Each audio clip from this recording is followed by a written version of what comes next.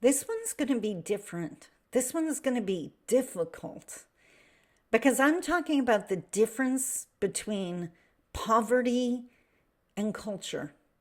Because way too often people get them mixed up, including the impoverished.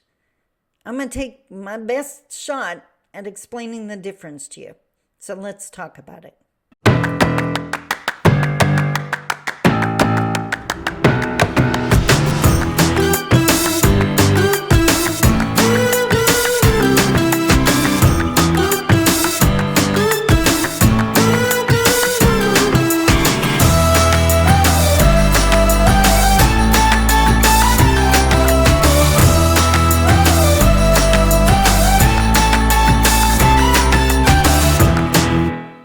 Bonjour, Mishko Paganon, Quain Additional Cost Mangdodem. Hi, everybody. My name is Sandy Boucher. I'm Red Thunderbolt Woman of the Loon Clan, a proud member of Seine River First Nation in Treaty 3 territory in Northern Ontario. And today, handy dandy index card, I want to tackle the difference and explain the difference between poverty and culture, because way too often observers of the non-Indigenous variety look at our communities, look at our homes, and assume culture instead of poverty. And so often it's poverty. But I'm going to go to the other side of the feather for a second. And we all know what I mean by that. Image, please. Wonderful, amazing videographer. The eagle feather. So one side representing Indigenous, the other representing non-Indigenous in this context. I always say use it, half of it's you, half of it's whoever's you're talking to. Don't cross the line. Let them walk their path. You make sure to be doing good things on yours. So many Indigenous people that I have encountered in my travels of many, many, many years confuse poverty and culture. They believe poverty is almost something to be proud of. What they're doing is confusing poverty and humility, right? That there's some, and it's all the stereotypes about people with money, and the only way you have money is if you rip people off, and blah, blah, blah. And how absolutely convenient for the Canadian government to keep us impoverished. If we keep up with that mindset and stay impoverished, then we are in their total control. And I wish I was in a room with you, a room of Indigenous people, and I've done this before. I've asked them to put up their hand if they think the federal government is their friend. Nobody puts up their hand. Well, guess what? Too many of us are dependent on social assistance, as if that amount couldn't change at any time. The government could just decide, you know what, I think it needs to be a little lower. And there's a whole bunch of people that say, we would never let them do that. It could still happen. We're seeing in the US, they're talking about eliminating social assistance, or no, the elders' supports, right? It could happen. I don't know about you, but I'm not depending my livelihood on the federal government. I know that's not my friend, and I'm not giving them that much power over what I get to eat today. Now, the difference, you can have a healthy bank account and be humble. Humble, in my mind, is acknowledging that I have a lot to be grateful for. I have a lot of amazing things in my life, and none of it I got on my own. That I would not be doing this work if a million people before me didn't believe in me and hand me a microphone and ask me to help their community, their staff, whatever the case may be. Humility is understanding that with a gift comes responsibility, and that the work I do comes with a very heavy responsibility to be honest and authentic, and always to be focused on the people I'm trying to serve. That's humility teaching. It has nothing to do with the size of your bank account. Now, if you come into a lot of money and you start buying all this stuff and start acting like you're all that in a bag of chips and better than the person next door, there is zero humility in that, and that is a problem. The lack of poverty is not the problem. Your attitude is the problem. Your ego is the problem. So, poverty is not our culture. Poverty is not humility. We're going to be crystal clear on that. There are, do I want to say affluent? I think in the case of Osoyoos, affluent First Nation community, right? Six Nations community.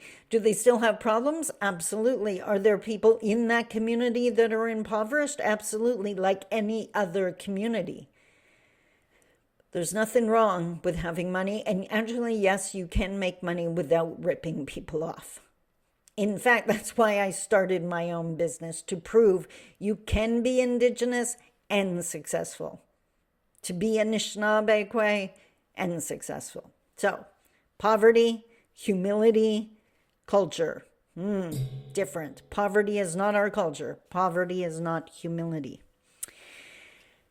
Now, I'm going to give you for the other side of the feather now. So the people, the non-Indigenous people looking at Indigenous and judging us, and not realizing that I'm not going to give a percentage again. I like saying a high percentage of what you're seeing is poverty, not our culture. So just to give you some context here, I'm going to use a personal story. When my kids were 3 and 1, my marriage ended. I became a single mom. Eventually, after being incredibly impoverished and trying to pay rent, I was working full time. I continued to do that. I ended up finding housing in a low rent housing project. It meant that, and it was rent geared to income.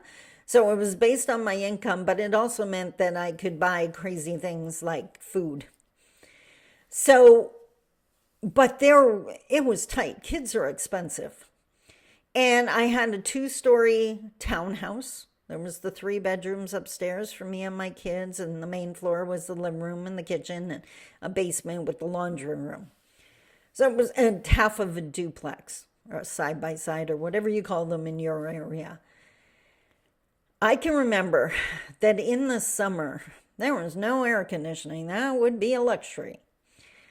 In the summers, the second story would get super hot, and my kids are up there trying to sleep. I'm trying to sleep.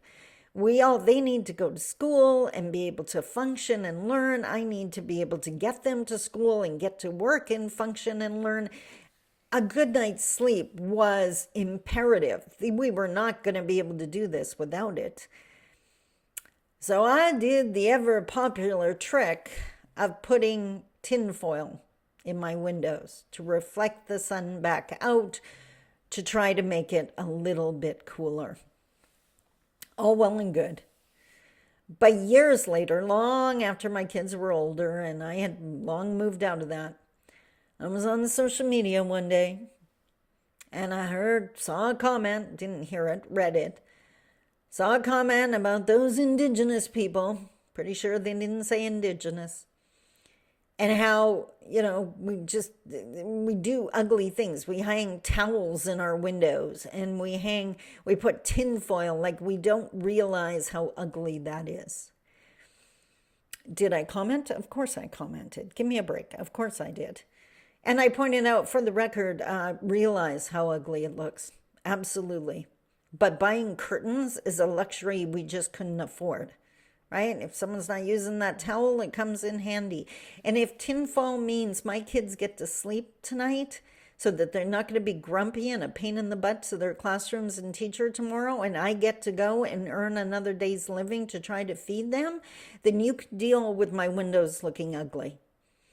Because I'm not trying to do it to annoy you. I'm trying to survive.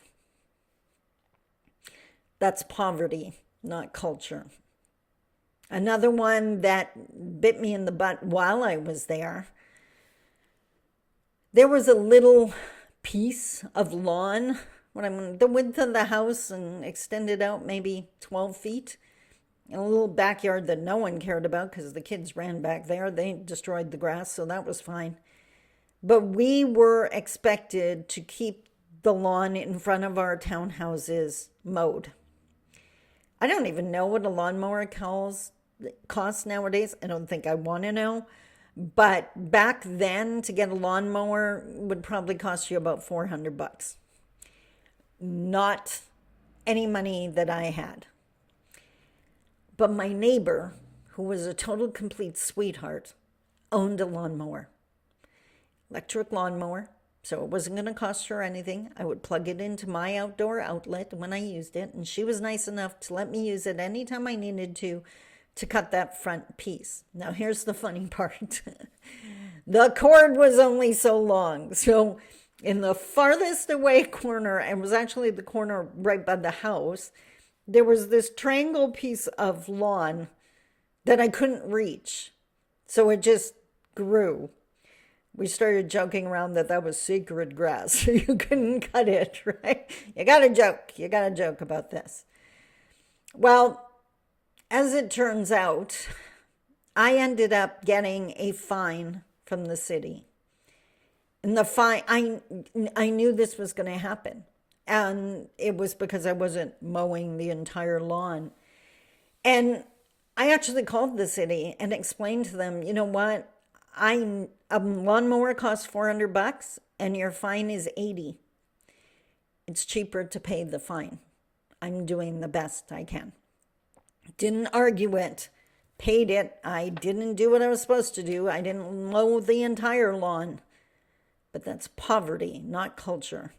Yet I've heard so many people point at us that we don't look after our homes. We have broken windows. We don't mow the lawn. Do you know how much a pane of glass costs? My son broke one as a teenager. Trust me, I know. Racism is what blurs the line. And what I need you to do, and the people watching my videos, I know you do it, but I need you to encourage your friends and family to do it. The next time they want to assume culture, ask them to consider poverty, because that might be what they're seeing. I mentioned in another I can talk today. In another video, my teachings of not stepping over someone's shoes. That's culture. Culture is what we call a spirit plate.